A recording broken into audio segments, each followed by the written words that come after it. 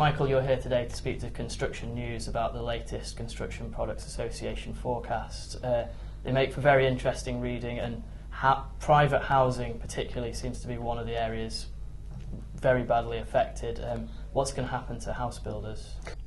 Well, house building has already suffered severely. It's been the first sector to be affected, and house builders, the major house builders, have already taken some fairly significant action in reducing their starts significantly, and obviously are recognising that this is not a short-term problem, and I think they recognise it's going to be an 18-month at least before we see any significant recovery. Our forecasts are actually indicating a smaller number of private sector starts next year than even this year, which was the lowest since 1945 by some way. I think the major house builders, obviously they have got some capacity to survive and should survive. I think some of the smaller house builders will find it difficult, no doubt. Some will join together, others will possibly go to the wall because of the severity of what is happening. It's very difficult to see. The one thing that is for sure is that longer term we need more houses in this country, and so there is a market there. What the longer term means and how long the recession is going to go on is quite difficult to call. Our forecasts suggest that the recovery will start in 2010. Another area of interest, it appears, is commercial and industrial, both predicted to have high falls or big falls in output. Why do you think that might be? Well, we've had in the industrial sector, which covers both manufacturing and warehousing, the new warehousing activity, 20%, over 20% fall this year we're anticipating in that sector, and that's going to continue for certainly next year and a little bit into 2010. There is no incentive to invest in those sectors at the moment. Commercial has been very strong on the back of office development in London, retail development, entertainment, and we're seeing continued growth this year in commercial activity, largely on the back of projects started over the last 2 years, which take a long time to come to fruition, major shopping developments, big office blocks. But there's certainly been a sharp fall in new orders in both these sectors, which we're seeing leading to a fall in commercial activity of 12% next year and continued fall in 2010, 2011.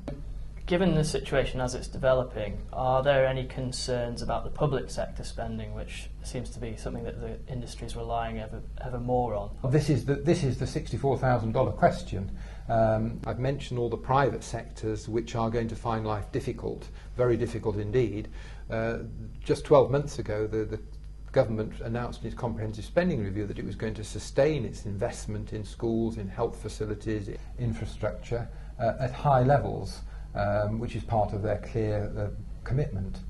The landscape has changed dramatically over the last 12 months, and as you rightly say, given the fall off in private housing, given the fall off in private commercial work and anything else that's linked to private sector work, then the importance of the public spend on construction is ever more important. The orders figures earlier this year are very strong for the school building programme, which is finally coming to fruition, strong in the healthcare sector, GP surgeries and some of the other facilities that are being provided. The Olympic Games falls in this area, and we know we have to develop that by 2012. We've also seen strong growth in infrastructure work, road, rail, water and longer term energy. The big issue is going to be, given the impact of all the financial crisis on government spending plans, will government sustain the level of spending it's planned, or will it have to make significant cutbacks? We are taking an assumption that by and large over the next 2 years those spending plans will be adhered to. A lower level than actually was programmed, but they will be adhered to. I think the big question is what happens after the election in 2010. We can't go beyond 2010. Will the government that's elected then have to start making serious cutbacks in these programmes? If these programmes don't go ahead over the next 2 or 3 years for whatever reason, then clearly the situation we've forecast will be much worse. How long is it before you think that order books might return back to 2007 levels? I think the first thing to say is 2007 was the highest amount of output our construction industry has ever had in the UK. So we're talking about record levels of output in 2007. We've got a downturn over the next 2 or 3 years. By 2012 on our forecast, we're still not seeing us back to 2007 levels. So we are suggesting that the recovery will begin to come in the second half of 2010. Will gather pace, but not dramatic pace, in 2011 and 2012. I think it's worth pointing out that that even at 2010, the lowest level in the cycle as we're forecasting it, we're still some 23% higher than we were in 1994 at constant prices in construction output, and back to levels we saw around 2002. So if the forecasts are correct, and if the level of downturn is the scale that we think, this is difficult for certain sectors like house building for sure, but overall it's not catastrophic to the extent that perhaps you might believe from reading the newspapers. What is the downturn likely to mean in terms of job cuts? How many years do you think it would be before we'd be able to build up to capacity again, assuming that there is a large cut in jobs? This is another very difficult question. Clearly, a lot of labour has been shed, particularly from house builders. In the manufacturing side, a lot of labour has gone from brick factories have been closed, and other operations have had to reduce their activity because of the suddenness of what has happened. One of the features of this downturn, of course, is that we were at the peak dependent on a lot of labour from Eastern Europe, which for all sorts of reasons now is going back, partly the downturn in the UK, partly the strength in their own economies. So that's a factor that is different, but no doubt the level of employment in construction is going to fall over the next couple of years or so. The Construction Skills Network reduced its forecast for construction job needs from 88,000, it halved it, I think, to 42,000, showing that the shortage, that the lack of need for new people in our industry. But we still do need new people coming into the industry. There's an older profile in the industry. We want to bring people in with skills because there will be an upturn in a number of sectors, and the more severely we lose people now, the harder it will be when the recovery comes. So yes, there will be a downturn, there will be jobs lost. We've got to maintain the skill base for the future because there will be a recovery at some point in the future.